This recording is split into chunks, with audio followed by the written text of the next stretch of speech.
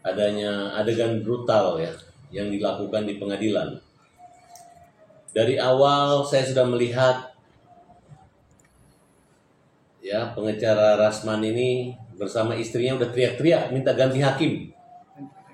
Baru pertama dalam peradilan Indonesia, pengadilan yang kita hormati dihina-hina, dimaki-maki oleh seorang pengacara ya, oleh seorang kura-kura ninja yang memang dari dulu mulai di Pengadilan Negeri Batam, Pengadilan Jakarta Pusat, ini Pengadilan Jakarta Utara ya. Mereka melakukan satu kegiatan yang anarkis, yang tidak layak, karena dari awal sudah katakan bahwa pengacara yang sudah dipecat dengan tidak hormat itu jangan lagi diterima oleh organisasi advokat yang lainnya, dan minta pengadilan untuk ya Ketua Mahkamah Agung mencopot pengacara ini.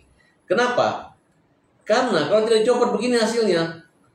Lembaga ruang pengadilan, tempat yang kita muliakan, kita hormati, yang kita bangga-banggakan dan kita jadikan sarana mencari nafkah, itu jadi sarana atraksi dia. Sehingga emang dia siapa? Emang dia anak pejabat, anak hakim ya, keturunan hakim sampai berani ngamuk-ngamuk di pengadilan, suami istri di situ ya. Pokoknya gini, di pengadilan nanti ya, larang pengacara bawa istrinya, satu ya.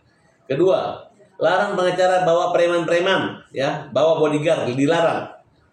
Kemudian kalau ada pengacara kemudian mereka naik meja ya, selama di ruang pengadilan, di meja tempat kita sidang dan hidup di situ, minta Kapolri, memerintahkan Kapolres tangkap, dan minta kepada majelis yang menyidangkan Rasman untuk membuat penetapan ditahan ya, ditahan.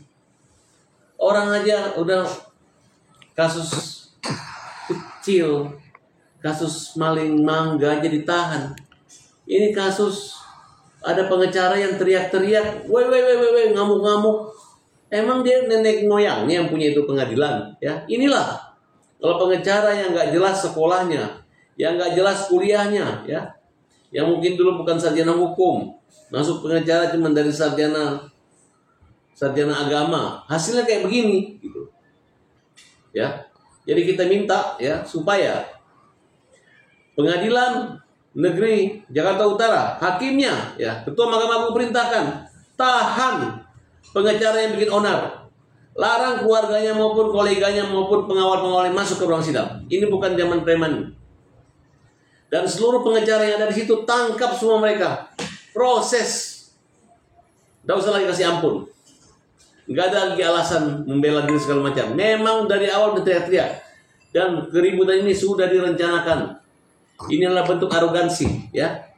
Dan tolong nanti dites lagi kejiwaan pengacara-pengacara yang suka ngamuk-ngamuk di pengadilan.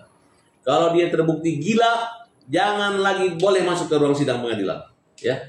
Karena banyak juga ini orang-orang menggunakan pengacara-pengacara yang nggak ngelihat ini pengacara yang penting ribut masuk TV. Dia nggak sadar kalau orang itu orang gila, ya. Jadi saran saya, carilah pengacara yang benar, yang sekolah. Jangan yang sudah bermasalah, apalagi yang sudah pernah dipidana, yang pernah dipenjara. Jangan pakai mereka lagi, oke? Om, tapi Om, kalau mungkin tanggapannya secara hukum gimana sih Om? Dia minta itunya diganti, bisa gak sih apa hakimnya diganti? Kura-kura ninja ini adalah pengacara juga. Ngapain dia kayak pendemo? Kenapa hakim itu kan menjatuhkan berdasarkan dua alat bukti dan keyakinannya. Kalau hakim salah memvonis, berarti pertanggungjawabannya sama Tuhan. Saya rasa kura-kura ninja ini, dia sudah tahu dia akan dihukum berat, makanya pura-pura bilang ganti hakim. Emang mau diganti siapa? Mau diganti sama mertua lu hakimnya? Mau diganti sama Niati hakimnya jadi hakim situ lu mau? Kura-kura ninja, mau diganti sama siapa? Mau ketua organisasi advokat mau jadi hakimnya situ supaya lu aman nyaman? Ya enggak lah. Mau diganti sama Eki, sama Pablo hakimnya, mau? Ya, mau seperti itu? Ya enggak lah. Pokoknya menurut saya, apapun keputusannya, sekarang nggak usah lagi lihat adil atau benar ya. Mumpung dia jadi terdakwa sekarang, kewenangan adalah di Pak Alu ya hakim. Kalau perlu buat contempt of court, penghinaan terhadap lembaga pengadilan, sidik termasuk pengacara-pengacara, biar kapok itu pengacara-pengacara yang teriak-teriak di pengadilan, ya. Ya. Tapi kan Bang, gini lah, mungkin Bang Rasman sendiri merasa bahwa semua tuduhan yang dia tujukan ke dia itu tidak terbukti. Tapi kan dia ada waktunya membela diri dalam pembacaan pledoinya nanti. Dengan sikap, kan pertimbangan hakim itu kan kalau dia sopan, ramah, saya pastikan dia akan dihukum dengan berat karena tidak sopan, teriak-teriak, ngamuk-ngamuk, bawa istrinya teriak-teriak loh. Belum aja hakim memvonis minta diganti hakim, teriak-teriak, mencari ketua pengadilan, ngapain? Preman, lawan saya dulu. Pura-pura ninja, kamu mengganggu pengadilan, mengganggu para tabas. Ya, saya ini punya adik juga hakim, orang tuanya saya juga hakim, nggak pernah galak-galak amat di pengadilan segitu. Kalau misalnya hakimnya memutus nggak memenuhi selera atau niat gue, paling bapak saya yang telepon dulu, nah jangan galak-galak sama hakim. udah bagus dihukum. Dulu ada pembunuhan dihukum 14 tahun, saya marah-marah, minta hukuman mati, marah-marah. Bapak saya yang belum marahin saya. Kalau saya cuma kasih 8 tahun itu, untung dia kasih 14 tahun. Ayah saya ngomong begitu. Ya ternyata pun cuma dapat 7 tahun di Mahkamah Agung sama hakim yang lain. Ya artinya, maksudnya lu jangan galak-galak gitu. Di situ saya belajar, oh iya ya, ngapain gua harus marah gitu. Akhirnya sekarang siapa yang mengganggu di pengadilan, ada pengacara-pengacara teriak-teriak, kita hajar, LSM hajar akan minta supaya kalau hakim memberi bawa besok tahan ini kura-kura ninja. Kalau perlu dengan istrinya, suami istrinya tahan juga. Dengan pengacaranya yang naik apa tuh? Si Koboi Cengeng. Koboi Cengeng, kau pikir ini hutan? Mau lompat-lompat di mana? Di ruang tempat duduk, tempat kau cari makan tuh Koboi Cengeng. Kau pikir ini di hutan? Itu rambut bikin malu yang rambut gondrong aja kalau udah Koboi Cengeng, ya. Tapi dengan sikap Hotman sendiri di persidangan tadi seperti apa, Mas? Saya nggak nonton Hotman sidang apa. Kalau Hotman kan memang dia sebagai saksi. Ya, itu dengan sikapnya dia yang diam aja itu seperti apa, Mas? Sebenarnya Hotman aman, nggak akan mungkin dia dipukul. Cuman suka-suka ini suka teriak-teriak, suami istri suka teriak gitu. Mungkin belum minum obat. Makanya ini istrinya kasihlah obat suaminya. Katanya dulu kan suaminya dapat keterangan harus pakai obat. Ya.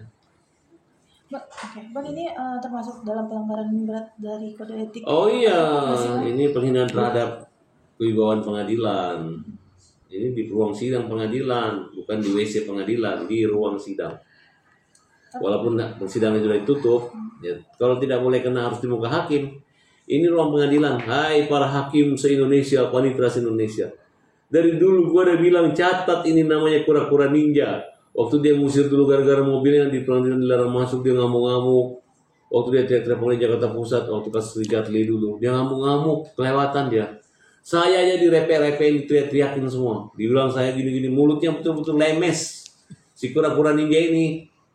Pokoknya tidak ada lagi, nggak usah lihat kura-kura ninja itu pasti dia salah. Hukum aja dia berat-berat. Dia bawa preman kok, dia ngatur preman semua kelihatan di TV. Ya kan?